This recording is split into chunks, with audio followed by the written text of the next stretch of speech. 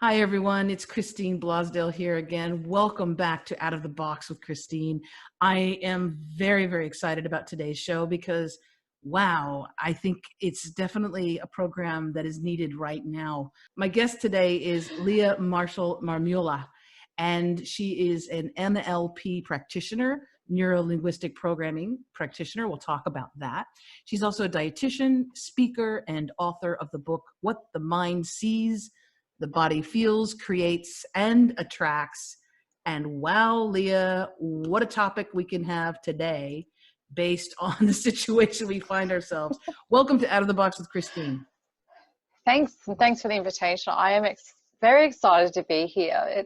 I checked you up too, and what you're offering your clients and your services is perfect timing as well. So I think we're going to make a good team today. I think so. And for our wonderful viewers and listeners, obviously Leah has an accent, or if you're from Australia, she doesn't have an accent at all. I have the accent. Why don't you tell our wonderful listeners and viewers where you're from and where you're at right now in your home, as many of us are. Yes, I am at home. I actually live in Anna Bay. I grew up in Queensland. I moved down 30 years ago, it would be this year, when I got married at the beautiful age of 18. Jumped out of the fire into the firing pot, experienced life. I've been a bit of a gypsy. Yeah, and now I'm back on the coast and loving it. And that's where Anna Bay in New South Wales is where I am currently located. I had told you a little bit about the fact that I had to literally jump on a plane at LAX, and I took the last flight to Australia before closing up everything.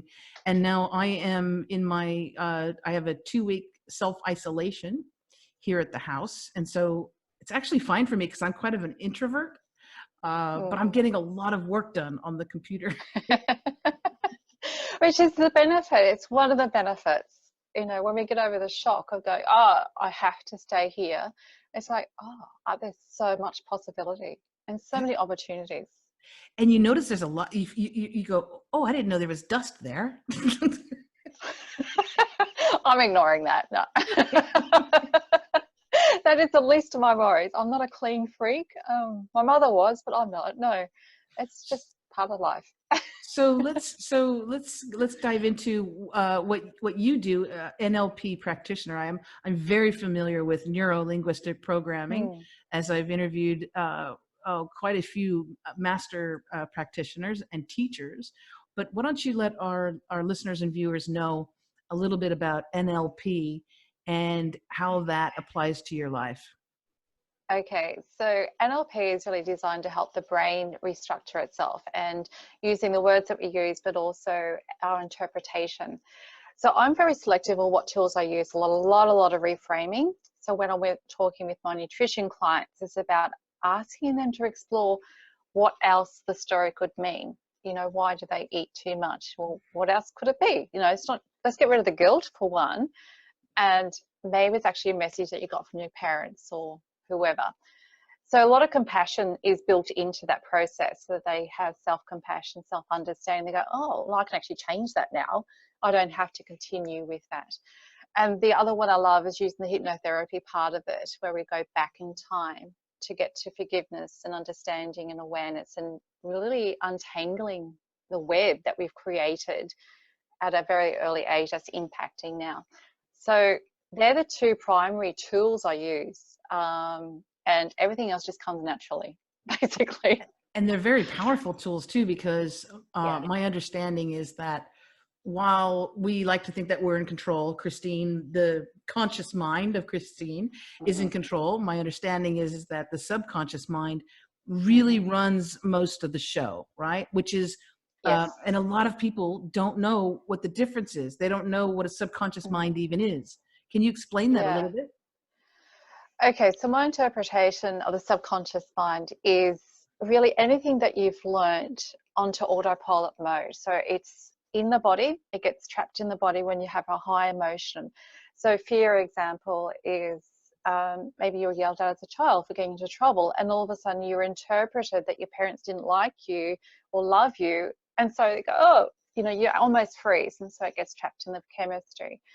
So with that, as we grow up, we are constantly looking for affirming messages that reinforce that belief. And so naturally we attract people who reinforce that. We might find partners or friends who are a little bit more judgmental or argumentative, just to reinforce the fact that we're not worth being treated respectfully. And that's just one small snippet, but everything literally in our first 70 years is really reinforcing a primary message of that we're accepted, that we see ourselves as lovable, and that we are okay as children. And that just carries on from there on.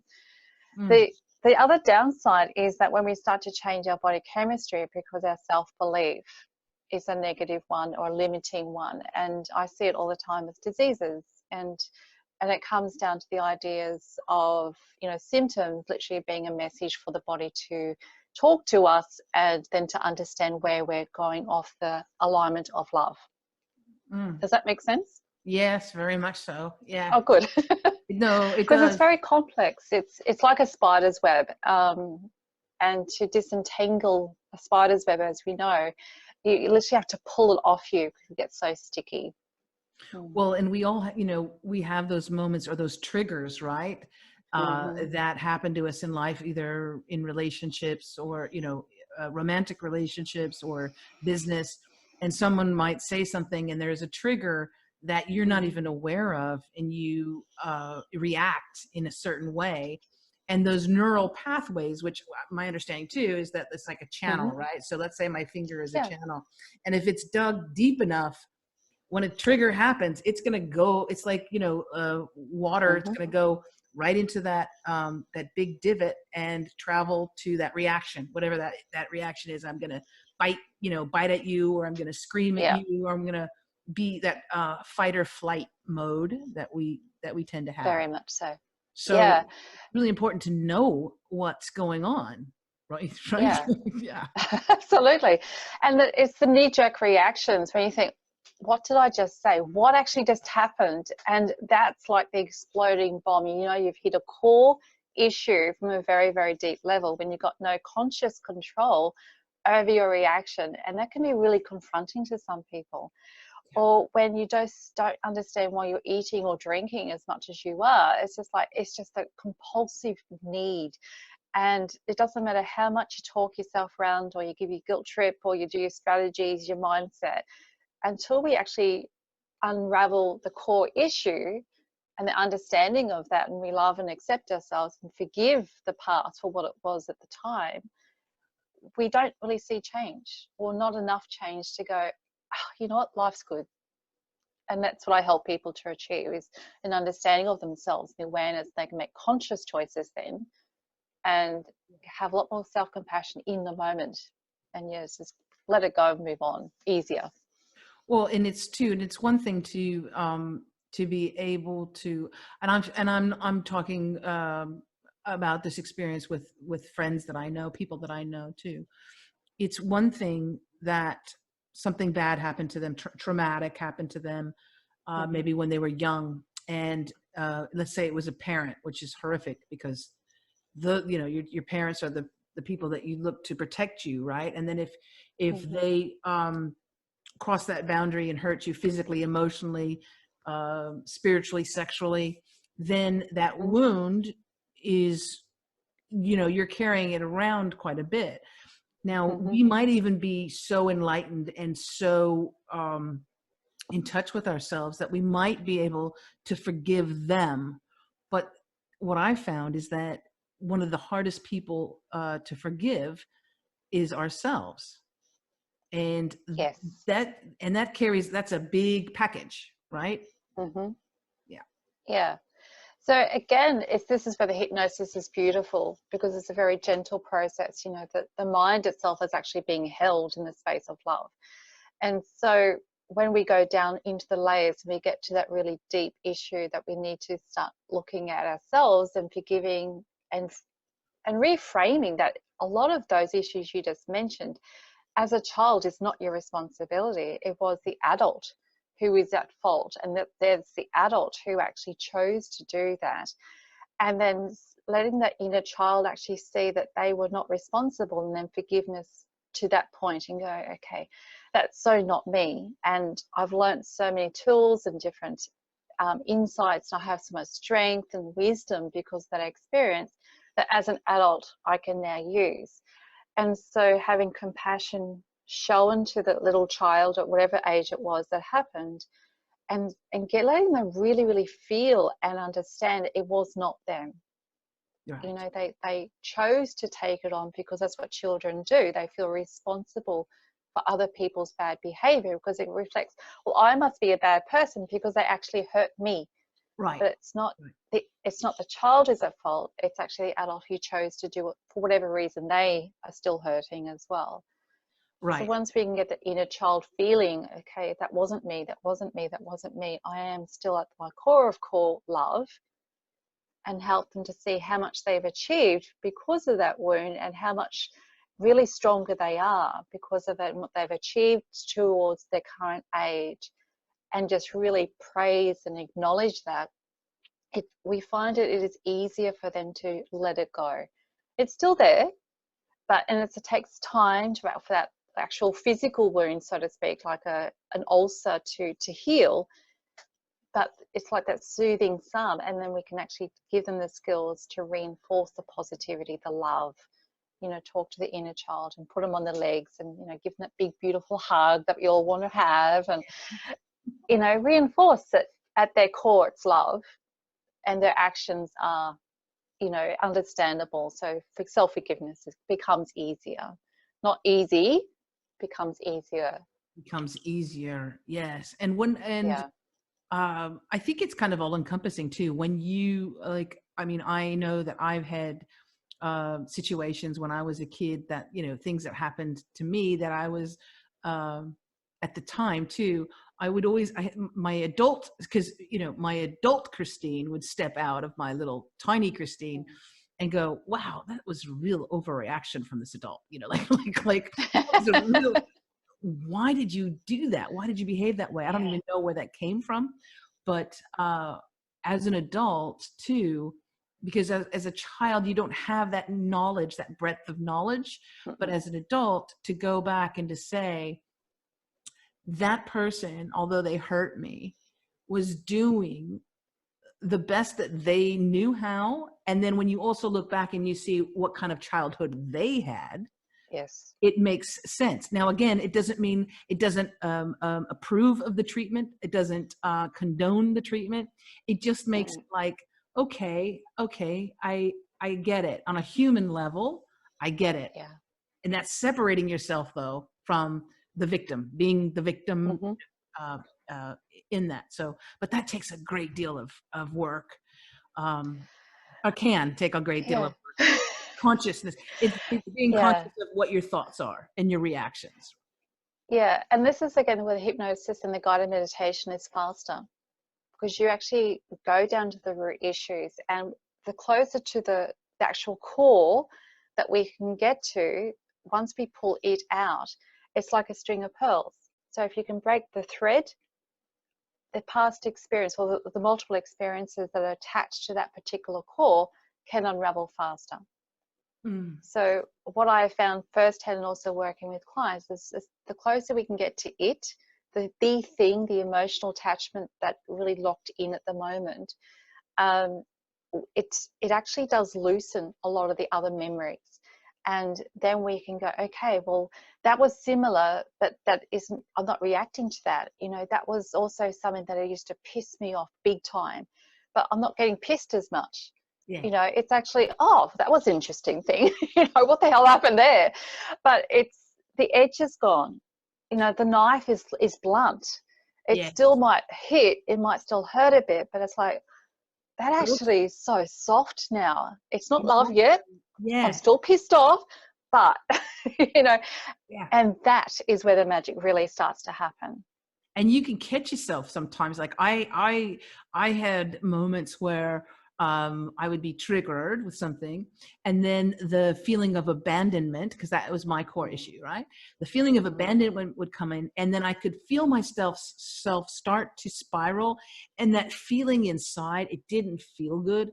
but I have been able to stop and to take Mhm. a look at it and to say, wait a second, let's just, instead of reacting to it and thinking it's the same monster, right? Let's just take a step back and don't react right away. And let's just wait and see. And if this person is going to mean the same harm to me or abandon me or hurt me, Yeah. it's going to Yeah. make itself known relatively quickly. And let's just see. And Mhm. I think, especially in marriages and relationships, because That's where they do it. we carry those childhood wounds into relationships. And so Yeah. somebody could just say something, can you pass the sugar, sweetheart? And they're like, what? I got your But that's sugar. but this is the beauty of relationships. And I'm still single after 15 years, whatever, since I've been divorced. But I am a big believer that relationships are where the juice is made, more ways than one. It is the safe place where we are the most vulnerable. Yeah. You've committed to another person to shed all the layers and just be us as who we see us to be. And it's that space where you don't have to, or in theory, put your guard up or play nice people, because it's not socially acceptable. You're meant to be able to go to the bathroom with the door open if that's your thing, And or be you're meant vulnerable. to be able Yeah. to vent Yes. and still hold space for the other person to vent. But as you said, it's can be still the simplest things said just that right way, and Well, the other person explodes. you know what I think it is too, That's is that a lot of times when you're in a relationship, if it's marriage or a close romantic relationship, right. the person that you're with is a mirror. And Mm-hmm.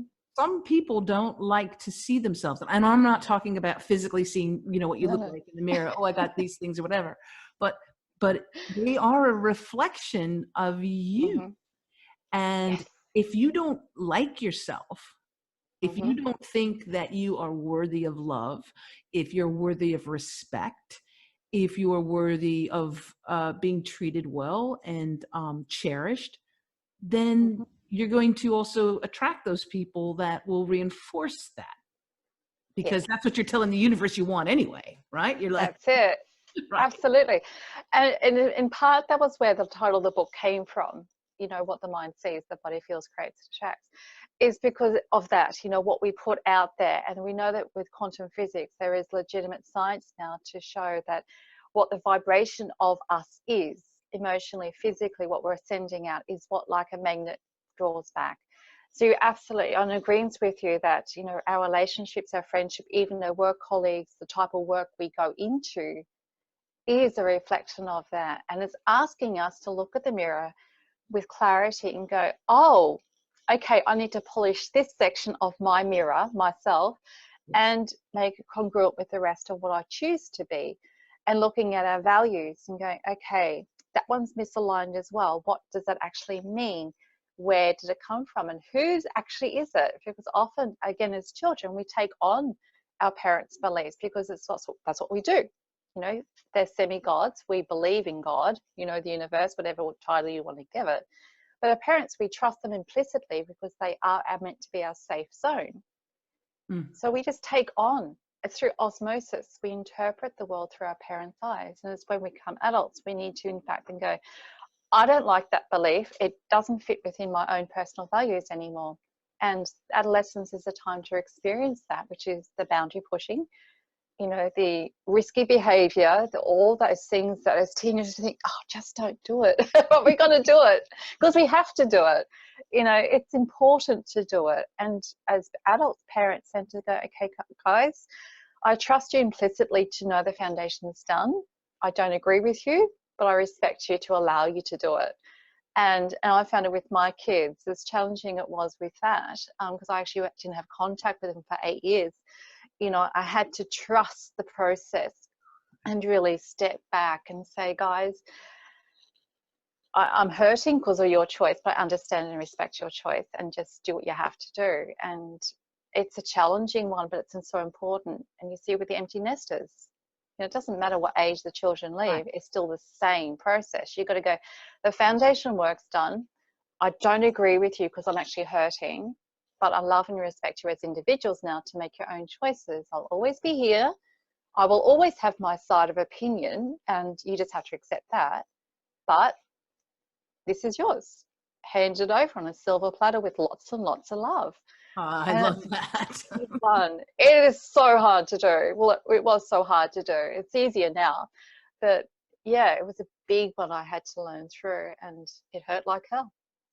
There was that knife that dug deep. At knife. Well, it is so much in as parents, we need to really be aware of what our fears are and what we're putting on to our children. First of all, and as a child of divorce myself, I know that a lot of parents say, well, my child is too young to understand that we're having issues, and we're just going to stay together for the sake of the children. And I'll just tell you right now, anybody who's thinking that, please think again, because your children feel everything. And all they really care about is that their mother, their father, their mother and mother, their father and father, all they care about is that you're happy. Because if you're happy, then they're happy. And that could be in 2 separate households. It can be in 5 different households. It doesn't matter. But that is the most important thing. So if you're suffering and you're in a relationship that is abusive or just there's no love, then you're teaching your children to not only accept that as a relation, that's how they're going to be looking for their relationships, but they're going to think that that's what love is. And that's their normal. That's their normal. Exactly. That's not right. And no. It's so not And right. everything that we have as parents, we pass on to our kids. I work with clients too on working with them. It's reframing their mindset when it comes to business, right? When it comes to financing and success, because success is not just money, but a great thing that holds people back is their conscious mind is like, of course I want to make a lot of money. Of course I want to be able to take vacations. Of course I want to, send my kids to college. But their subconscious mind is that little kid who is listening to their parents fight over money, screaming over the checkbook. You spent too much. You took money out to whatever. So all those models of how we relate to money have been embedded in us at a very young age. And if you think that, there used to be a saying, money is the root of all evil. How many times have we heard that? And so if you hear that as a child, the opportunities that you have to do better, to get that promotion or to land that big deal, you're going to sabotage it, because in your subconscious mind, money and wealth is not good. That's it. And it's so confusing, isn't it? You know, it's the dichotomy of life. And, we want better, but we're scared to have it. And what does that mean if we get it?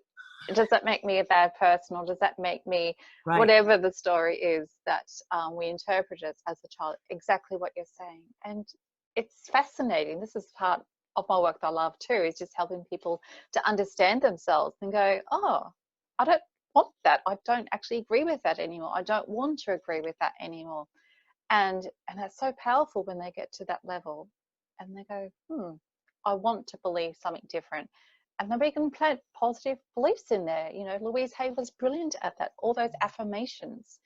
But at the same time, we need to clean out the old ones that just don't fit anymore, so the new ones can go in and actually create the space in the body for that to happen. Well, and that's why hypnosis is so brilliant. Neurolinguistic programming is so brilliant. Any type of work that deals with the subconscious mind, I think, is just absolutely imperative. And speaking of that, and since we are in an unusual situation,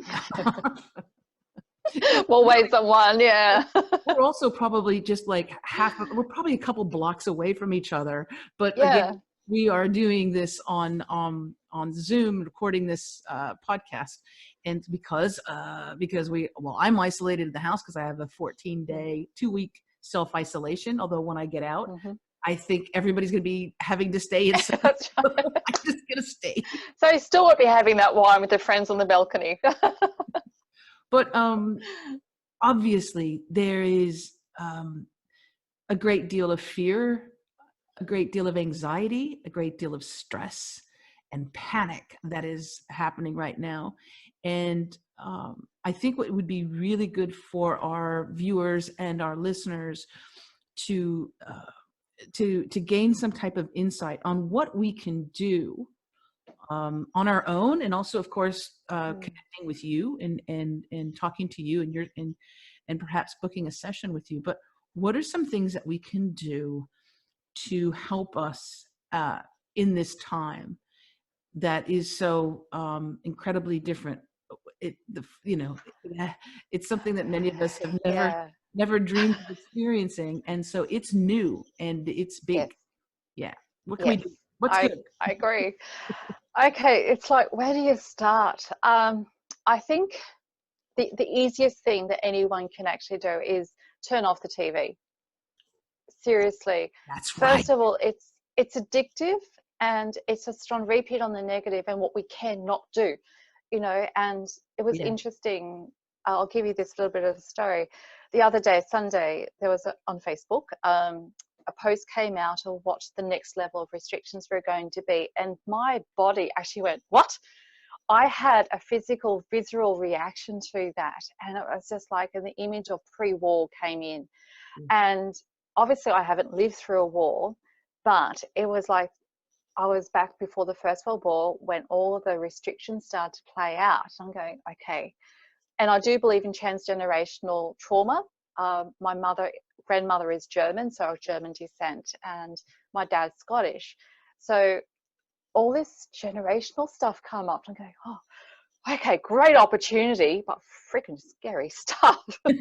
So EFT, it was just like, I had the understanding, I had the awareness, I had the conscious awareness. Okay, so the easiest thing to do is actually just EFT, hit the stress point, Oh, if EFT. Okay. nothing else. Tell Yes. people what EFT is. Okay, so EFT is emotional freedom technique. It's all so-called tapping. So simple to do. There is a line just under your little finger that you can literally tap, and it's what we call a setup or the karate point. This one, And this one. the line, so there's a crease line Okay, on the yeah, side of your hand. Yeah, oh, that's easier. I got one. It's a little And chubby, but I got it. everyone has it. So simply just tapping on that, it's a de-stressing point as well. So if nothing else, and I used to teach this to the jail inmates when I was in Broken Hill, just do that when you're on the court case. Just do that when you're on the conference call with your solicitor. And they would do it. Surprised me, they did it. And they would go back to class the next day with me and say, it actually works, miss. It's like, fantastic, good. And they'll do it at night when they go to sleep. They just literally tap the side of their hand and they'll go to a deeper sleep. So if nothing else, that's the simplest thing you can do. So the full range of points are, the face points. I can send you a copy, but this is where you actually say a set up statement and you go through the emotions that come up for you and you just free fall. And it's just like, what are the emotions at the time? So have we got time to do a very quick session? Let's do it. Let's do it. Okay. We got time. You tell Okay, me. so everybody just put down what you're doing. And if you're That's driving, don't do this.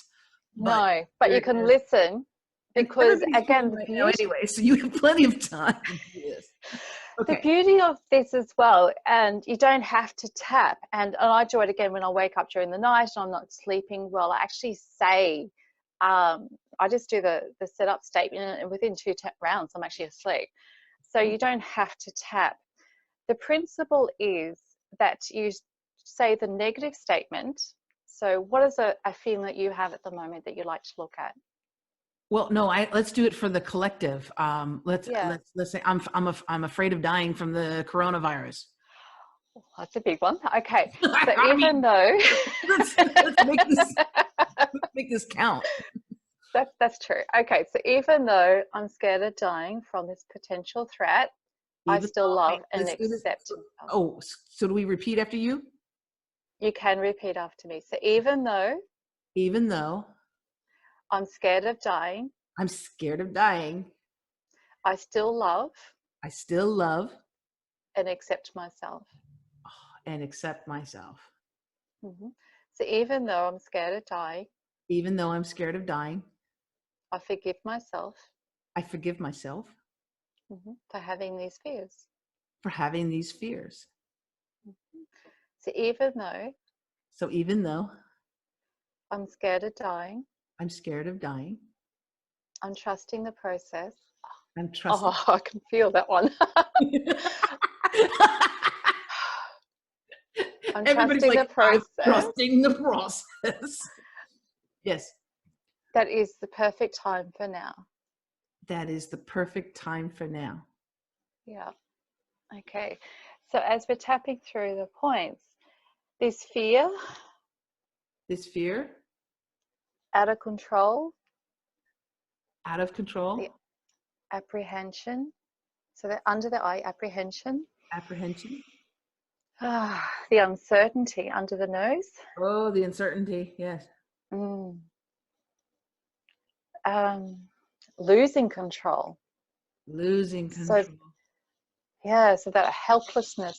So the collarbones are just across the top of the Right. collarbones here. The helplessness. Helplessness. Mm.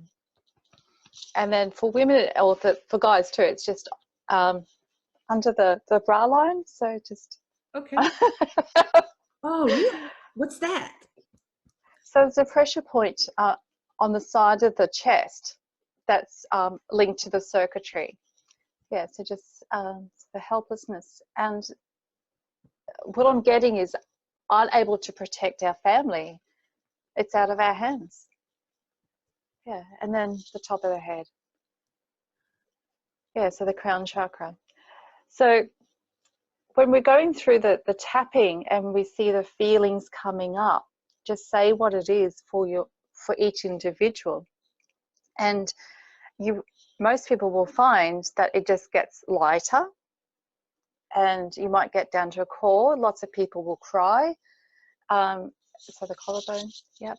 So it's about releasing the fears that are coming up Oh, in the that moment. feels really good.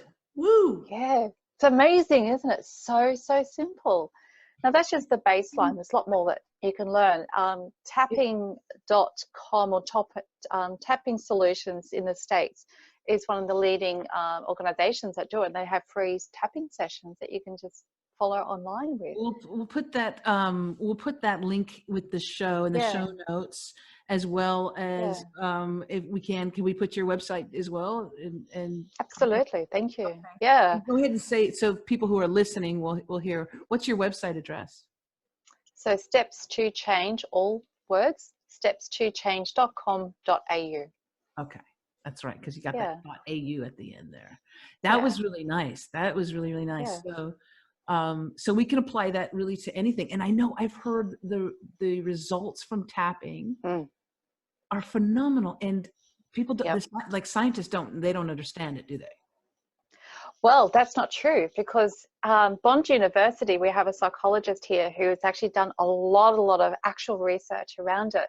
And they've been able to show with MRIs how the brain actually calms down. So it doesn't follow the trauma pathways. So we can literally retrain the brain to create new neurons and new pathways to a more peaceful state. It's real. So Yeah. you could use tapping. Do you use tapping with your clients in relation to diet and trauma in overcoming those types of things? Yeah. So whatever comes up in the moment, really. I often just free fall with my clients. I don't have a lot of structure. And I'll do a lot more counselling than I do changing of food choices, because it's the emotional aspect why we eat and what we choose to eat. Right. Addictions is an emotional need to feel fulfilled or connection. So food addiction, alcohol, drugs, whatever it is, it's the addictive nature is crying out for love and being filled. That's all that's based in. So when we start to understand why we do what we do, and we start to help people to see that in their core of core, they're just pure love, Yeah. and a child is innocent when they're born, but yet they've taken on so many other people's things and situations, and they feel that the reinforcement of not enough is escalated to an nth degree. And Mm. so we just crave someone to say that they love us, or we're important, we want connection.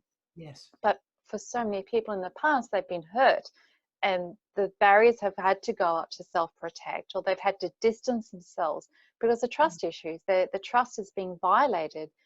And so for those who really, really, really, really need the love, it's so hard to break down those trust walls enough to say, okay, I'll let you in close enough for you to show that to me. And then they'll still be cautious, Right. you know, and this is where friendships and relationships, intimacy is such a challenge, because for many, many people, their true core values have been violated. You know, love, trust, respect, they're just gone. The vulnerability that you maybe had shown as a child was not respected. And so then the heart wall comes up, right? And that's when we do get triggered, the heart wall comes up and it's impenetrable. That's it. And because I've noticed this just from my own, my own relationship with my father was that he was hurting from something before I even came into this world. And so what he would do was he would try and drown or numb the emotions, numb the pain with alcohol and food. But I mean, yeah, both. But the alcohol is where, so he was escaping his problems through drinking, okay? But then the drinking caused him to become a different being. They call them spirits for a reason, folks. That's it. Spirits. When you're hammered, spirits, they just come on in and they wreak havoc. Yeah. But it's kind of like Ghostbusters. It reminds me of those weird little things. But the thing is that he would create a whole new set of problems to drink from, because new problems were being created from drinking. So it's a self-fulfilling prophecy. And then you drink because you don't have a relationship with your kids, because you drink, and then it just piles on. It just escalates. Yeah. And that's the distressing part, you know, from a therapy point of view. When I was working at the jail, I was actually teaching at the jail. I wasn't doing therapies there.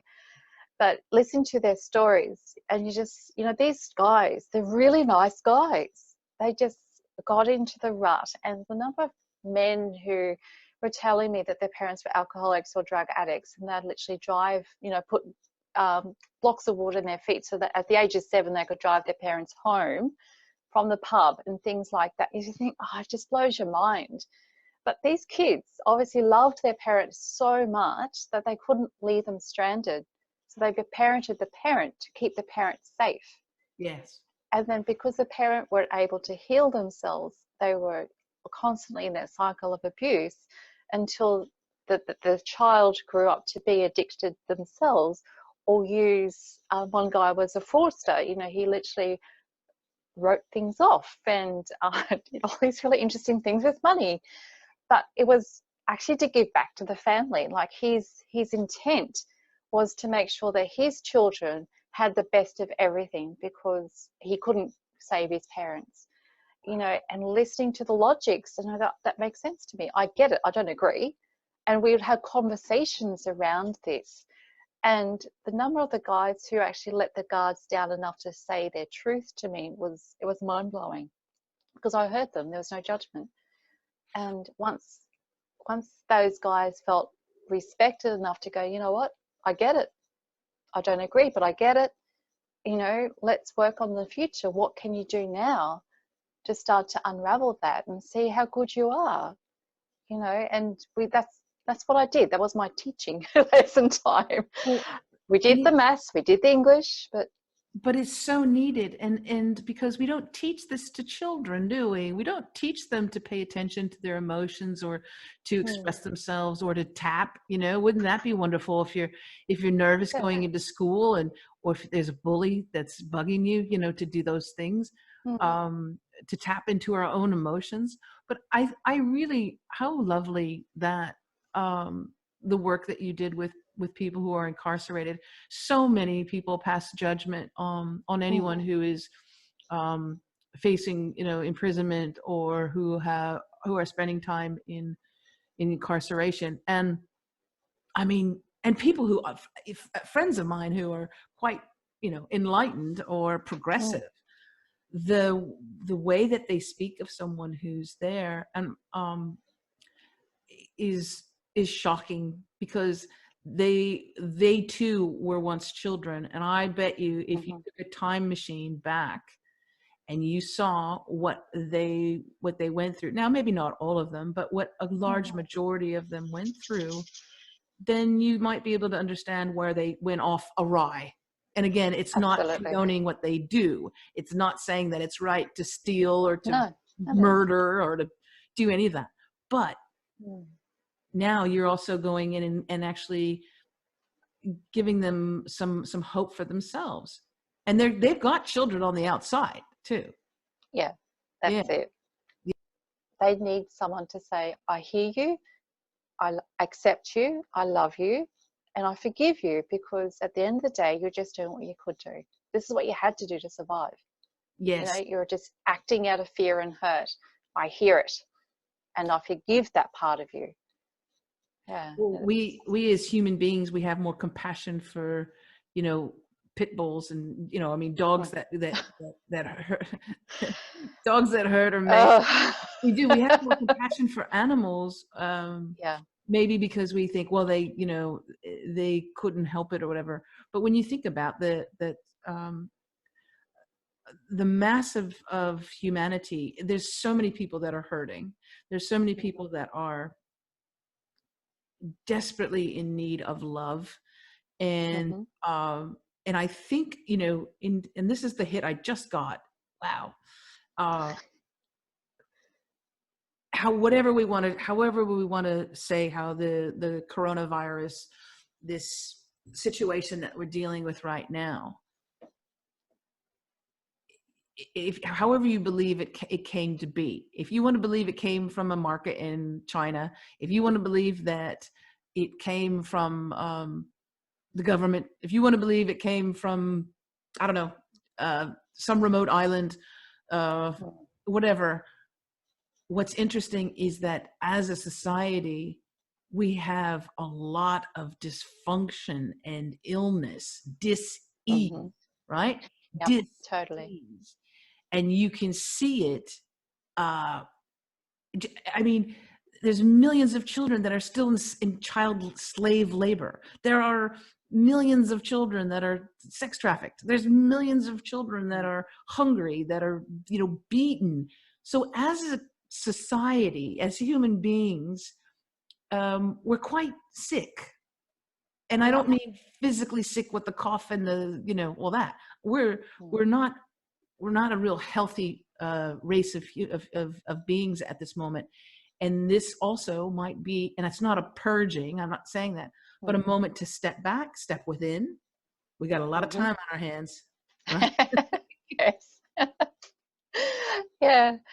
And maybe that is Mother Nature's intent, or the Spirit's universe's intent, is in fact literally asking us, just stop the world for a month. You're so off the rails. We're going to put you back into time out, and we're going to ask you. Yes. Right, basically, we are, aren't we? We can still access the media at the moment. We still have internet at least. And what are people doing? And that's the big question. What are we doing in our homes? Those people who are finding it so hard to stay in their homes and still socializing, is it because they are so scared of themselves? Are they so fearful of the relationship that they have and all that's going to come out as truths? Because if you have to live with someone you don't like, and I found this out when going through the divorce, when you have to live with someone you really don't trust anymore, or you don't respect, or you just loathe some of the ways of being because it's so out of sync to who you are, because one evolves and one didn't, it's a very scary space to be in. Those who tends to be violent, those who have stocked up on drugs and alcohol, what space is that home going to be like? And the children who are forced then to stay with abusive parents or neglectful parents. Yes.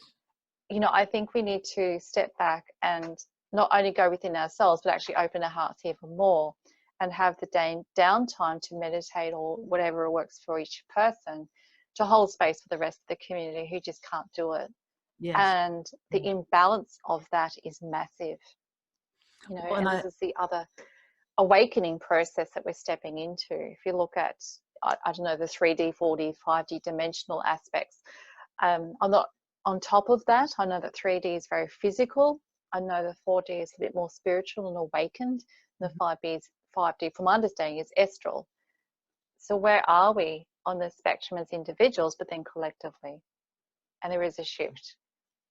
And there's a shift. I think there's a shift happening also right now. And that's why I wanted to reach out through the programming that we do here. It's easy for people to share, and we're gonna give everybody the websites and how people can share the show. But I think it's really important for us to reach out to each other, and whatever skill set we have, right? Some people are amazing bakers, right? Some people are amazing writers. Some people are Yeah. amazing healers. Some people are just amazing counselors. Then I think we need to reach out to each other and say, this is what I can do. Do you need me? Can I help you? And that's what happens whenever there's a calamity. You know, after the big earthquake in Los Angeles, I remember all of a sudden people came out and started talking to neighbors. They didn't even know who their neighbors were before that. All of a sudden they were like, It's right? How you interesting, doing? isn't it? Yeah. Yeah. Yeah. Yeah, because it's a wake-up call. And Yes. that's the opportunity that we've been given as well. It is a massive wake-up call, not only to find out who we are, but also to have compassion and practice that side of us that we've shut down for whatever reason. You know, we're forced not to have greed because money's going to become obsolete anyway. So we have to relearn how the world will be after this. And, you know, 4 weeks, it won't be over. It's just really starting. This is just the tip of the iceberg, I think. It's Yeah. just the introduction to the massive change that's going to happen at really grassroots stuff. And it's now the proving zone. You know, how compassionate can we be? How gentle can we be with ourselves and give ourselves permission to stop work for 2 weeks? That's all we're being asked to do, Yeah. literally. Can you stop being so busy and so out of your head for everything else and everyone else's business, and just come home to yourself for 2 weeks and learn about who you are again? And for people who don't understand themselves, it could be a very scary space to be. Yeah. Well, that's why this is a perfectly timed program, because hopefully they can Yeah. listen to this and they can get a little bit better sense of what they can do to change things, maybe to change those reactions, those trigger/slash reactions that we have. Leah, we're almost out of time, and I just wanted to give you an opportunity to speak directly to our listeners and our viewers. If you have any last words, but also please do let them know how they can get in touch with you, because I'm sure that there's several people that would love to talk to you a little bit more and find out more about what Yeah. you can do for them. Yeah. Okay, so the website's the easiest, got all my work on there. So stepstochange.com.au. The Facebook, I'm actually doing a daily live at the moment, is touching all the different techniques that I use with clients. So I'll give you that link as well, because it's a group page, it's closed. But the biggest thing, the biggest message is really have self-compassion. Everyone is thrown together in this soup at the moment. We're all swimming. Some a little bit stronger than others. You know, some people will feel like they're drowning. Just reach your hand out and say, hey, I'm in this with you. Lots of self-forgiveness as well. This is, you've got no control. And just accept the fact and be gentle with yourself that you're feeling out of control, because you don't have control. It's been taken away for the short term. So all you do have control over is going, okay, I'm choosing to get up or don't get up. I'm going to choose to stay in bed and put the covers over my head, and maybe just give yourself 2 weeks of grace and just say, I just can't handle this, and just be gentle. You know, eat sensibly, because we know when we don't listen to our body and look after our body, the chemical changes take you down another pathway that isn't going to help your mind. So basic foods, and if you know you've got food intolerances, there's a big issue with that. So I also look at food intolerances as a trigger for emotional disturbances too. And then, you know, talk to family and friends, obviously the ones that are supportive of who and what you are at the moment, but also be prepared to let others go in the short term to keep your mental health. Those who do piss you off, those who do press those buttons, Just Yes. don't talk to them. It's just not worth it. You know, give yourself permission to say, I'm looking after me and my family. And the kids just want to play. That's the other big thing. Kids just want to play. School work isn't important. Make it creative play. Make it educational play. Get the cooking out. You know, you got to do your maths to do your cooking. Yes. You Yes. know, you got to clean house. You got to use chemicals of some kind to clean the house. Make it entertaining. Make it fun. You know, share the positive stuff that's going on, and reach out to those who you trust when the serious stuff starts to hit the fan. When you're starting to lose it, reach out, and don't be scared to say, I'm floundering on this. I'm starting to sink, or I'm starting to get tired of keeping positive all the time, because that's a natural response. There's no shame in that. And allow yourself to be human, because you are human. Yeah. Okay, we're not superheroes as much as we want to be. You know, that's something I had to learn. I'm not Superwoman. As much as an embarrassment it was when I realized that, it was just like, really, I'm not. Oh, damn it, I'm sure I was. And I had to let the mask go. I had to be vulnerable. I had to say, I'm not doing this. I can't do this. And then seek help. And that's where all my trainings have come in. This is why I actually learned what I teach, because I really fell off the rails. I was suicidal. I was, you know, I just couldn't cope. Everything, literally, I lost everything. And I mean everything. I lost the kids, I lost the house, I lost the money, I lost self-respect, I lost everything. And to rebuild myself to the point where now I can talk to people across the world and hopefully give inspiration. You know, it is possible. It And takes commitment. It yeah. takes a heck of a lot of self-love and acknowledging that I'm actually worth it. And if I don't, you know, like me, then no one else really can either. Mm. And That's the scary. and look at how your life is affecting other people, and you're helping people too, that really that the many in society would just cast away. And that Yeah. is to me, that's really huge. That makes you that puts you very high on my hierarchy of awesome people. Thank you. So Yeah. But I don't see it as that. You know, people are just people. yeah, I can relate to some of their stories and go, I could have gone down that path. could have been any You one know, of us. Yeah. just one stupid mistake, one stupid decision in the moment, and they got caught out. You know, they don't plan to go to jail. They don't plan to do drugs. They don't make it a life mission to screw up. Yeah. Yeah. It's just once they start, it gets reinforced. I'm a loser. I'm a fake. I'm this, I'm that. And we're so quick to judge them and reinforce that message and say, you know what, so what, you stuffed up. You're in jail. So what? You know, that doesn't have to be your future. What are It you going was to your do now? past. Right. What are you going to do now? That's the Yeah. important.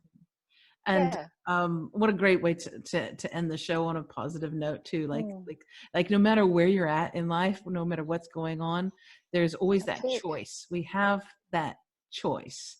So I want to thank you again Mm, so very much, Leah Marshall Marmulla. mm. Pleasure. Seriously.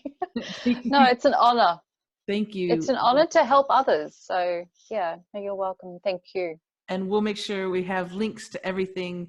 Mm. Folks, you can click on the links of the description of the show here. And of course, I always want to encourage you to, if you're viewing this on YouTube, please like like the video. But also, if you want to subscribe to this podcast, you can do that by you can hit subscribe, but also click that little bell. If you click that bell, that means that every time a new show comes on, you're notified. So then you won't just forget about Out of the Box with Christine, but you'll be notified when a new program comes on. But this Yeah. show is so easy to share on social media. Mm. Just hit the share button, share it in an email, send it to somebody that you know needs to hear this right now. And so many of us do need to hear it. I needed to hear it as well. So thank you again, Leah. And just have a beautiful, beautiful day. And keep spreading that love and sharing your heart with everyone. For sure. All right. Absolutely. And likewise, thank you. Thank you, darling. Okay.